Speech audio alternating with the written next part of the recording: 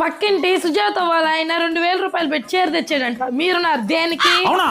నీకోసం 4000 పెట్టి చీర తెచ్చా. నా వైఫ్ దేంట్లోనూ తక్కువ అవ్వకూడదు. మన పక్కింటి సుజాత వాళ్ళ ఆయన 3000 రూపాయలు పెట్టి బ్యాగ్ తెచ్చాడంట.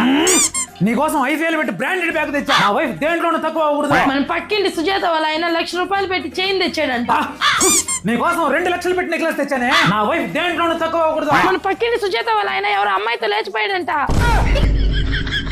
ఎక్కడికి? నేను కూడా ఒక మంచి అమ్మాయిని చూసి లేచిపోతా. నా వైఫ్ దేంట్లోనూ తక్కువ అవ్వకూడదు.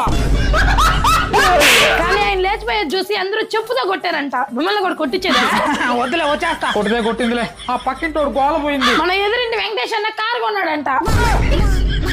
ఎదురింటి వెంకటేశం వస్తున్నా ఉండరా. మన పక్కింటోడు అంటే బిజినెస్ చేస్తున్నాడు. వాడు ఏమైనా కొంటాడు, ఏదైనా చేస్తాడు. నాతోనే ఉద్యోగం చేస్తాను, నువ్వెలా కొన్నావు కారు? నువ్వు కూడా కొనుక్కో.